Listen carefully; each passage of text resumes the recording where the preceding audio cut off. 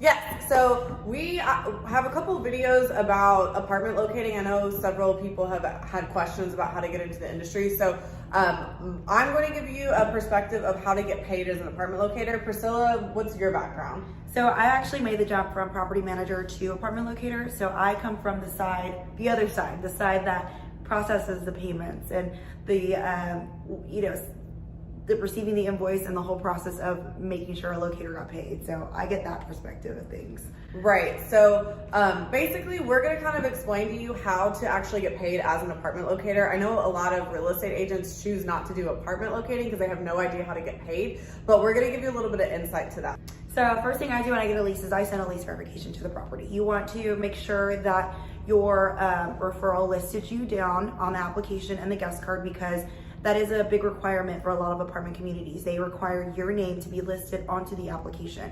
If you are not listed, they will not pay you. So it is very, very important that your client lists you on there. Yeah, so, and that's something good to mention. Your client has to put you on the application where it says you were referred by, and also whenever they tour. So whenever your client actually applies, they'll send what's called a lease verification. And essentially all it is like Priscilla says, it's just confirming that your client listed you and you're their reference. And it'll ask the property management company what apartment they moved into or going to move into, what their commission or what the commission is that you're going to get paid. And it has about like 8 different questions. So whenever your client contacts you and says, hey, I went ahead and applied here, the next step is sending a lease verification. So after that, what do you do? So, and also, well, just to piggyback off what she said, one of the most important parts of a lease verification is the commission, because properties change their commission structures all the time. They do. All the time. I'm talking like every other day they can change it. So you want to make sure that you're getting paid the commission that they told you over the phone. And this is a in writing guaranteed way to make sure that happens. There have been times in my career where I had said a certain commission because that was the structure at that point, then it changed, then they invoiced me and I couldn't pay them for that amount anymore.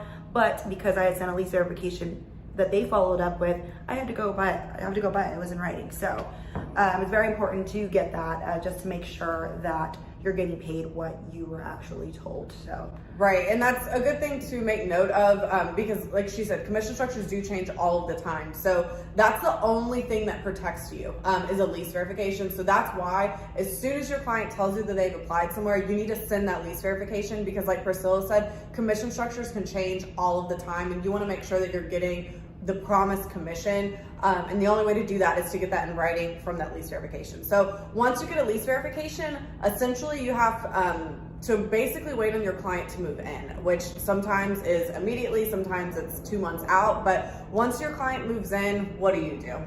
So once your client moves in, then at that point you send them the invoice. So you invoice the property for your client.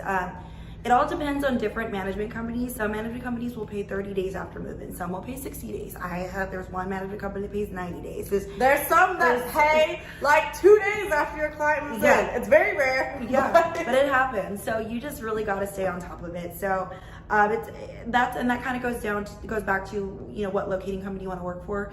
Some you'll have accounting departments that'll do it for you. Some you kind of have to do it yourself. So make sure when you're shopping around for the perfect locating company that you take that into consideration as well, because that can become a job in its own. Like you're a bill collector at that point. So yes, and as a lot of people have seen me almost go into tears being so frustrated trying to get paid by an apartment complex, a lot of times you get the runaround, but that's why you need to have everything in writing. You need to have that lease verification. Once your client moves in, you're going to send that invoice. And of course, it's best practice to call that property, make sure that they got the invoice, ask them if there's anything else that they need to do, because there's a lot of different systems that sometimes you have to be set up with to be considered a vendor, whether that be Ops Technology, Net Vendor, Facilco. I mean, third party companies. There's so many third party companies now that are handling the invoicing for properties. And there's a lot of processes or a lot of steps to take now. It's not just simply submitting the invoice. Like you got to get them through your W-9 if you're not set up as a vendor. You got to make sure you're set up as a vendor. You got to make sure the invoice is uploaded properly. There's a lot. And then coming from the management standpoint, the best advice I can give you is follow up, because I know you're thinking this is your invoice, this is your money, like this is your paycheck. But from our standpoint, we are receiving hundreds of locator invoices. There have been plenty of times where it's gotten lost in the stack, or the email has gotten lost, or I never received it. So it's always best to just stay on top of it and to try not to get frustrated with the management company, because the last thing you want to do is create a bad name with that company itself, and they don't want to work with you. So yeah, and that's, I think a lot of people have been guilty of getting very frustrated with management companies, just because we want to get paid. So essentially, just to recap, you're going to get a lease verification whenever your client tells you that they applied. You're going to submit an invoice, which basically is going to have all the info from the lease verification. You're going to submit an invoice for your commission that you're supposed to get paid after your client moves in. And then you're going to call the property to follow up to make sure that they got that invoice, see if there's anything else that they need. As Priscilla mentioned, most communities are going to want your broker's license and also a W-9. So that's just one thing you need to ask, like, hey, did you get my invoice? Is there anything else that I need to do? Do you need any other documents from me? They'll tell you if you need to set yourself up with any of these other vendor companies, but not all companies require you to do vendor setups. Essentially, in general, what you really need is this lease verification when your client signs a lease or when your client applies, and then also an invoice.